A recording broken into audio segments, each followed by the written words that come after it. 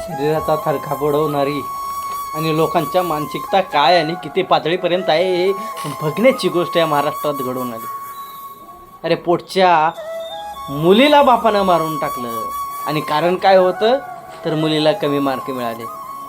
दुसऱ्यांच्या पोरांच्या दुसऱ्यांच्या पोरीच्या बाबतीत तुम्ही कंपॅरिझन केलं आणि पोटच्या पोराला मारून टाकलं.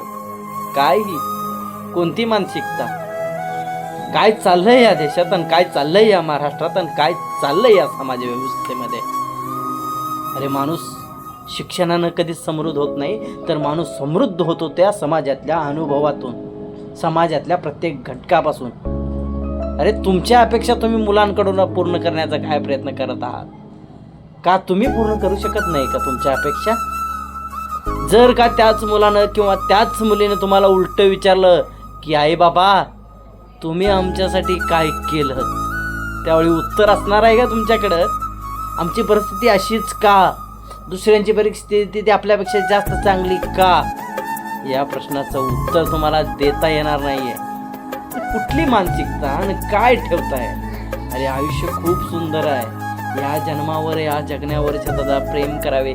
मंगेश पाडगावकरांनी किती सुंदर शब्दात वर्णन करून सांगितलेलं आहे. आपल्या जन्माचं आहे, आपली मुलं आहेत, त्यांना चांगल्या चांगल्या गोष्टी समजावून सांगा. त्यांच्याकडून काही चांगल्या गोष्टी आपल्याला समजावून कळता येईल का त्या गोष्टी घ्या. आणि काय या गोष्टी घडतायत? खरं तर या गोष्टी आपल्या महाराष्ट्रात घडते अशी अपेक्षाच खरं तर नव्हती, पण ह्या गोष्टी कुठंतरी थांबल्या पाहिजेत. ही मानसिकता समाजातली कुठंतरी जाऊन थांबली पाहिजे असं माझं एक वैयक्तिक मत आहे.